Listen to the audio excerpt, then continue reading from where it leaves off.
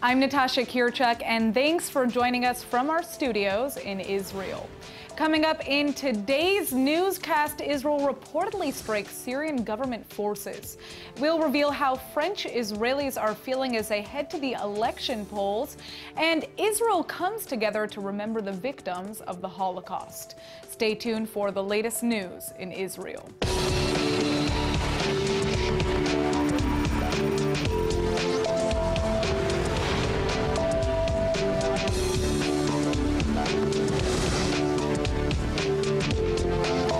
We start the show with some breaking news. Earlier this afternoon, an 18-year-old Palestinian Arab terrorist stabbed 4 Israelis in the heart of North Tel Aviv, wounding them lightly. The 3 men and 1 woman, who range in age from 50 to 70, were treated on the scene by Magen David Adom paramedics. Police have taken the terror suspect into custody, where he not only admitted to the crimes, but also said that the stabbings were nationalistically motivated. Israel has just launched an airstrike against a Syrian military base near Quneitra on the Syrian side of the Golan Heights. A pro-Assad militia called the National Defense Forces claims that the Israeli military attacked the Naba Fawar military base in the area, leaving 3 of their militants dead. The NDF went on to tell the Associated Foreign Press that it was unclear if the base had been damaged by an airstrike or by artillery fire. The attack comes just days after errant Syrian mortars landed on the Israeli side of the Golan Heights, causing no damage but leading to an Israeli retaliatory military strike against positions believed to be held by the Syrian army.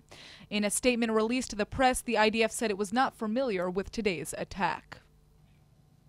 Lebanon's Prime Minister Saad al-Hariri is now asking the United Nations to help his country broker a permanent ceasefire with Israel. The move comes amid increasing friction between the Jewish state and Hezbollah. The terror group caused the last war between Israel and Lebanon in 2006 by launching a major deadly cross-border attack. UN Resolution 1701 brought an end to the fighting after 34 days, but Jerusalem occasionally carries out airstrikes to keep advanced weapons from reaching the Iranian-backed terrorists who are stationed just across Israel's northern frontier. إسرائيل تنتهك قرار 1701 ونحن كحكومة بنرفع الانتهاكات للأمم المتحدة من ناحية ونذكر بضرورة الانتقال لوقف دائم لإطلاق النار لوقف هالتعديات. الجيش اللبناني المرابط هون لحماية السيادة عم بيقوم بدور الوطني على أكمل وجه. Hezbollah openly defies Resolution 1701, which bans any armed force other than the Lebanese army from territory near the southern border with Israel. Hariri made his comments in the area right after the terror faction staged a so-called media tour there just 1 day before the terrorists boasted they held the event to showcase just how ready they are for another war with the Jewish state. Israeli military spokesman Lieutenant Colonel Peter Lerner is dismissing the incident as a Hezbollah attempt to simply pound their chests. Many dual Israeli-French citizens are heading to the French consulates in Israel today to cast their ballots in France's heated presidential election. It might surprise you to know that there are more than 200,000 French citizens living in Israel. While the cliffhanger race is considered too close to call, the Israeli-French vote is expected to differ from the mainstream. Most French Jews are conservative and likely to back François Fillon of the Republicans. Most polls show him coming in 3rd out of the 11 candidates. The frontrunners are center-left politician Emmanuel Macron and Marine Le Pen of the far-right National Front. Le Pen is disliked due to the anti-Semitic history of her party. Macron strongly opposes Israeli building policies and has branded the settlements as a crime against humanity. But Fillon's campaign speeches praised Jewish contributions to French society since the 11th century, while addressing the need to combat anti-Semitism and Islamist terrorism. Many of the attacks in recent years specifically targeted the Jewish community, fueling the desire of many to emigrate to Israel. Today is just the first round of voting, and the 2 victors will face off for a final runoff for the presidency in 2 weeks.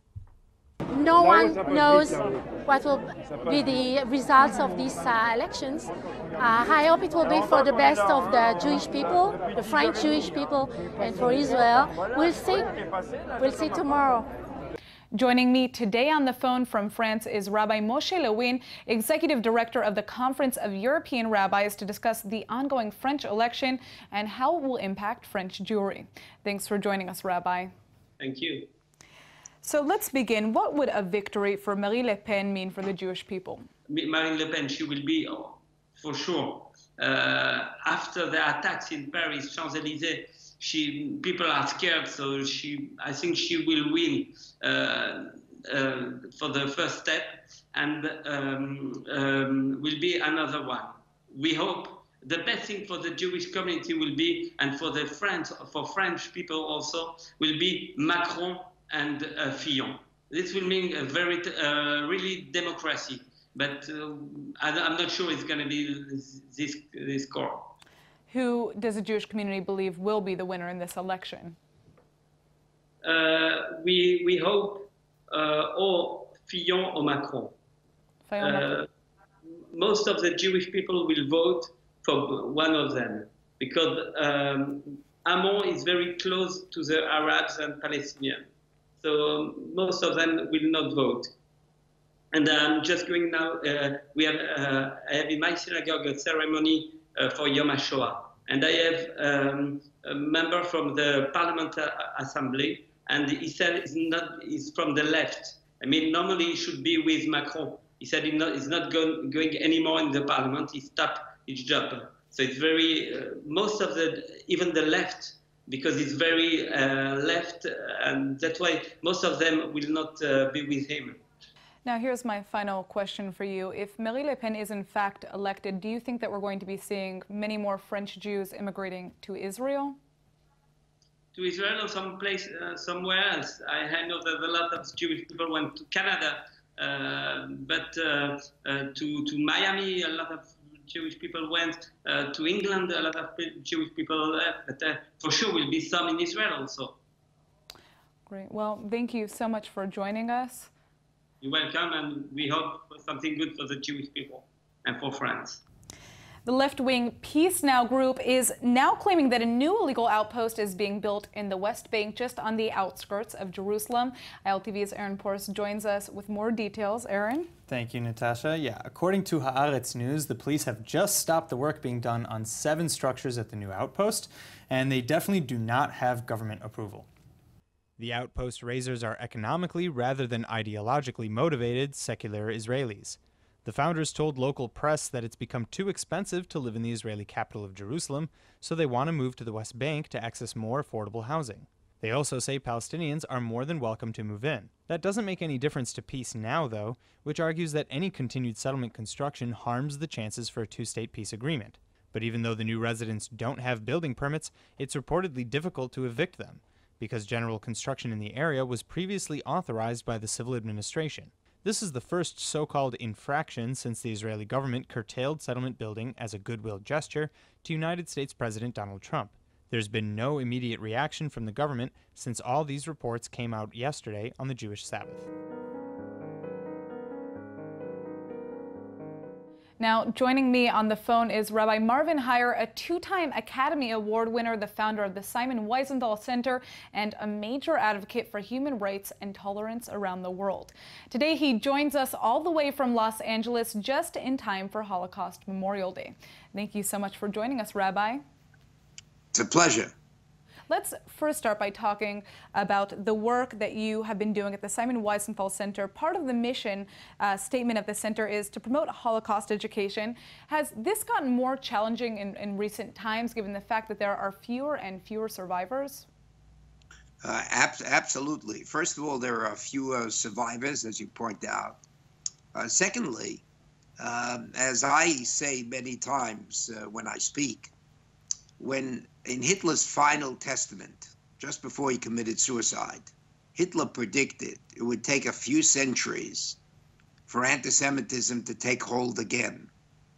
And here we are, 70 or 75 years after the Holocaust, and there's hardly a place on this planet where anti-Semitism is not in vogue, whether it's Europe, Scandinavian countries, the United States, Canada, England, France, everywhere. And that shows you, that Hitler himself would have been shocked by this, because he thought that after murdering 6 million Jews, the world would learn, but the world has not learned. Speaking of that, why does it seem that more and more political leaders are misconstruing the Holocaust, like current French presidential candidate Marine Le Pen or former London Mayor Ken Livingstone?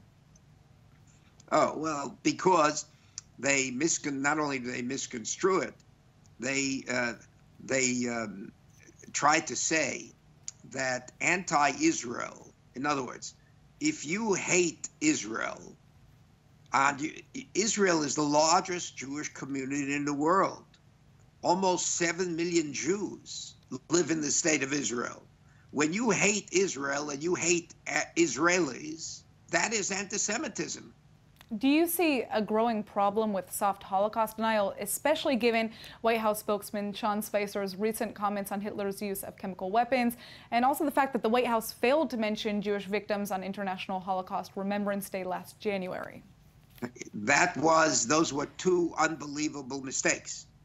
And can you imagine a 13-year-old kid in the United States has watched on television, whether it's Schindler's List, whether it was the television series Holocaust, whether it was Herman Wouk's War and Remembrance, and the press secretary of the United States doesn't know the implications by comparing Syria to Adolf Hitler. That's preposterous. And really, it was quite unbelievable. I don't think that Spicer is an anti-Semite. I think that would be an unfair charge. But it shows that it is possible to be in the United States of America, the press secretary of the President of the United States, and not know anything about the Holocaust.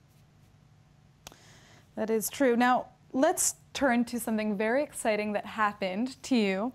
Why do you believe that the State of Israel decided to select you as the first non-Israeli to light the torch during this year's Independence Day celebrations? Congratulations. I have no idea, why I was selected. It is an honor. I don't take it as a personal honor. I think it honors our organization. It says that the work of the Simon Wiesenthal Center, particularly in an age where, as I said before, Israel is the target of the international community, meaning the United Nations agencies. Anti-Semitism is prevalent all over the world. I think that it is the work of the Simon Wiesenthal Center that led whoever made the selection in the Israeli government, the Minister of Culture and others, to select. So I represent the Simon Wiesenthal Center, and personally, I represent generations in my own family that going back, those who were murdered in the Holocaust, and others who never dreamed that there would come a time soon when the Jewish people would return to the promised land. And so I consider myself privileged and an honor to represent my family and the Jewish communities of the diaspora. Now, this is a question that I had for you the last time that you were here, but we ran out of time. I didn't have enough time to ask you. You've become famous for creating documentaries and films that educate people about the Holocaust. And among the most influential films that you actually worked on and consulted for is Steven Spielberg's Schindler's List, correct? That's correct. Can you tell us a little bit about how this, first of all, what that experience was like, and how you think this movie has impacted people's perceptions of the Holocaust today?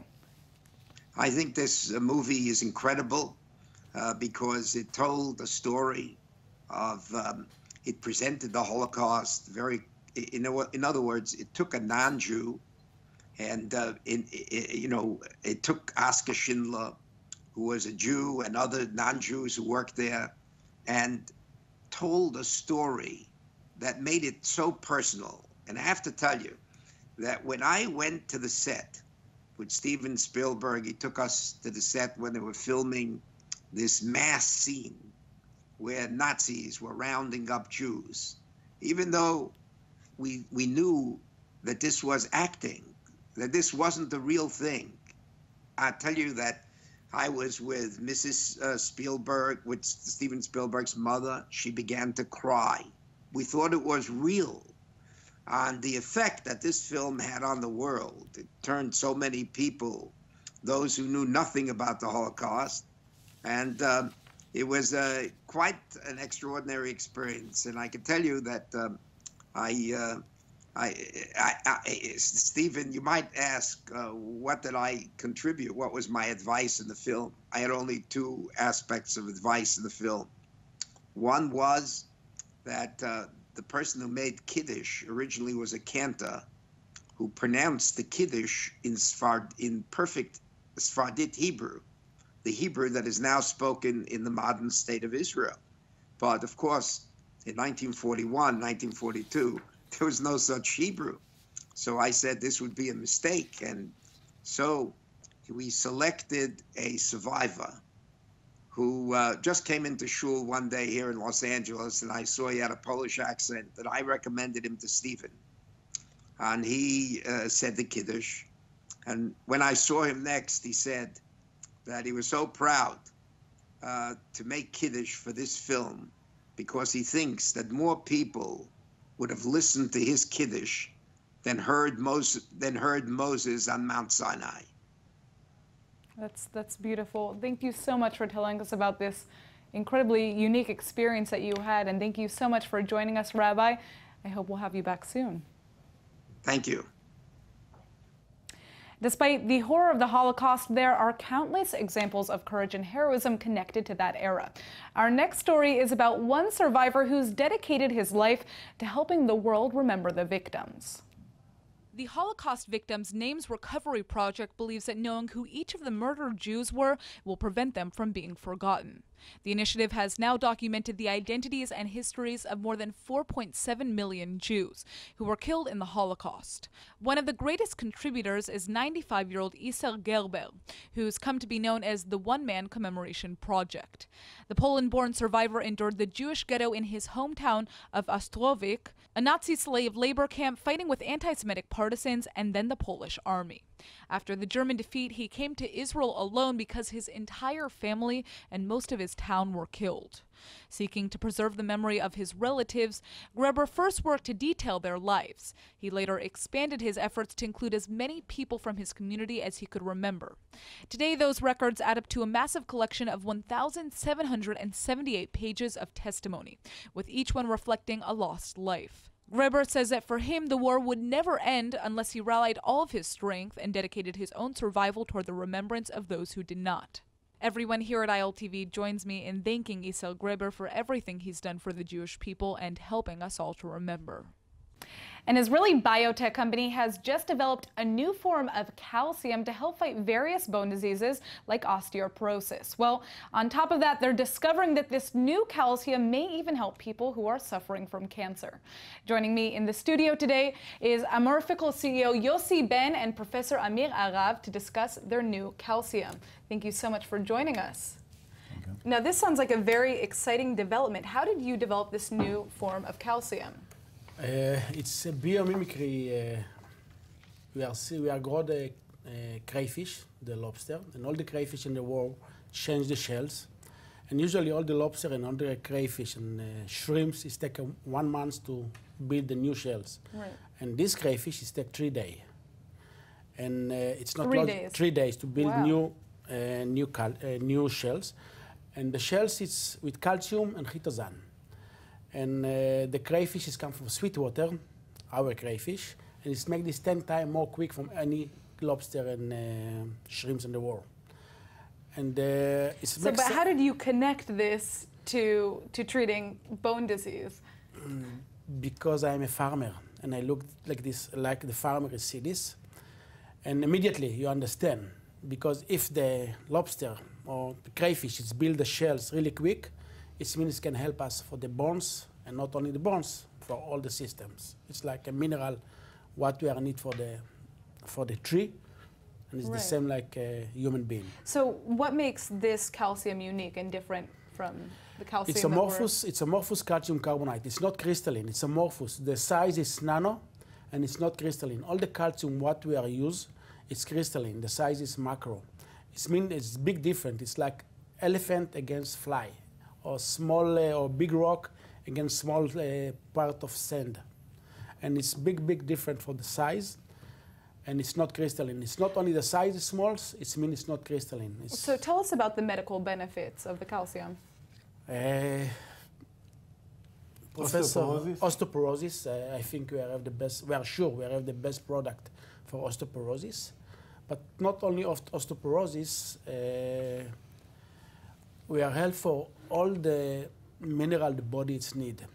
But we are make few testing with animal and with human being, and the result is fantastic.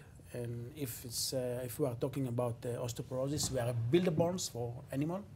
Now, cancer, I mean, we mentioned this earlier, but this calcium actually can help treat cancer patients, correct? That's right. Tell us about that.